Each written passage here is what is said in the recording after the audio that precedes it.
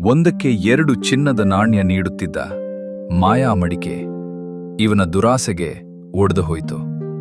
ಎಲ್ಲವನ್ನೂ ಕಳೆದುಕೊಂಡು ಮತ್ತೆ ಅದೇ ಕಟ್ಟಿಗೆ ಕಡಿದು ಜೀವನ ಸಾಗಿಸುವ ಸ್ಥಿತಿಗೆ ಬಂದ ಈತನ ಕಥೆಯಾದರೂ ಏನು? ಏನಿದು ಮಾಯಾ ಮಡಿಕೆಯ ಕಥೆ? ನೀವೇ ನೋಡಿ. ಅದೊಂದು ದಿನ ವ್ಯಕ್ತಿಯೊಬ್ಬ ಕಟ್ಟಿಗೆಯ ಕಟ್ಟನ್ನು ಹೆಗಲಲ್ಲಿ ಹೊತ್ತು ಕಾಡಿನ ದಾರಿಯಲ್ಲಿ ನಡೆದು ಬರುತ್ತಿದ್ದ. ಅದೇ ದಾರಿಯಲ್ಲಿ ಸನ್ಯಾಸಿಯೂ ನಡೆದು ಬರುತ್ತಿದ್ದ.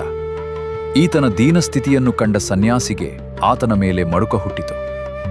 ಇವನ ಒಳ್ಳೆಯ ನಡೆ ನುಡಿಗೆ ಸಂತೋಷಪಟ್ಟ ಸನ್ಯಾಸಿ ಒಂದು ಮಾಯಾ ಮಡಿಕೆಯನ್ನು ನೀಡಿದ. ಗುರೂಜಿ, ನಿಮ್ಮ ಆಶೀರ್ವಾದವೇ ಬಲ. ನಿನ್ನ ಭಕ್ತಿ ಶುದ್ಧವಾದದ್ದು. ನಿನಗೆ ಒಳಿತಾಗಲಿ. ನಾನು ನಿಮಗೆ ಕೃತಜ್ಞ. ಈ ಮಡಿಕೆಯೊಳಕ್ಕೆ ದಿನಕ್ಕೆ 1 ನಾಣ್ಯ ಹಾಕಿದರೆ ಅದು 2 ಆಗುತ್ತದೆ. ಇದರಿಂದ ನೀನು ಮತ್ತು ನಿನ್ನ ಕುಟುಂಬ ಸುಖವಾಗಿ ಬದುಕಬಹುದು. ಸನ್ಯಾಸಿ ನೀಡಿದ ಮಾಯಾ ಮಡಿಕೆಯನ್ನು ಖುಷಿಯಿಂದ ಮನೆಗೆ ತಂದ ಈತ ದಿನ ಅದಕ್ಕೆ 1 ನಾಣ್ಯ ಹಾಕತೊಡಗಿದ. ಆಗ ಅದು ಮತ್ತೊಂದು ನಾಣ್ಯ ನೀಡತೊಡಗಿತ್ತು. ಹೀಗೆ ಮಾಯಾ ಮಡಿಕೆ ನೀಡಿದ ಹಣದಿಂದ ಈ ಬಡವ ತನ್ನ ಕುಟುಂಬದೊಂದಿಗೆ ಸುಖವಾಗಿ ಬದುಕತೊಡಗಿದ.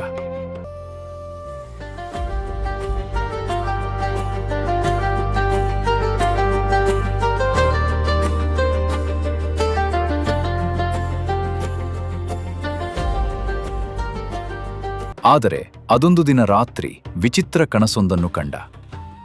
ಮಾಯಾ ಮಡಿಕೆಯೊಳಗಿಂದ ಚಿನ್ನದ ನಾಣ್ಯಗಳ ರಾಶಿಯೇ ಸುರಿಯುತ್ತಿದ್ದ ಕನಸು ಅದು.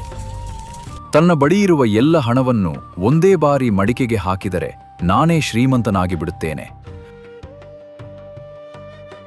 ಹೀಗೆ ದುರಾಸೆಯಿಂದ ಆಲೋಚಿಸಿದ ಈತ ತನ್ನ ಬಳಿಯಿದ್ದ ಎಲ್ಲ ಹಣವನ್ನು ಆ ಮಾಯಾ ಮಡಿಕೆಗೆ ಹಾಕಿದ. ಆದರೆ ಅದೇನಾಶ್ಚರ್ಯ, ಹಣ ಹೆಚ್ಚುವ ಬದಲು ಆ ಮಾಯಾ ಮಡಿಕೆ ಒಡೆದು ಹೋಯಿತು. ಅದರೊಳಗಿದ್ದ ಹಣವು ಕ್ಷಣಾರ್ಧದಲ್ಲಿ ಮಾಯವಾಯಿತು. ತನ್ನ ದುರಾಸೆಯಿಂದ ಎಲ್ಲವನ್ನೂ ಕಳೆದುಕೊಂಡ ಈತ ದಿಕ್ಕು ತೋಚದೆ ತಲೆ ಮೇಲೆ ಕೈ ಹೊತ್ತು ಕುಳಿತ.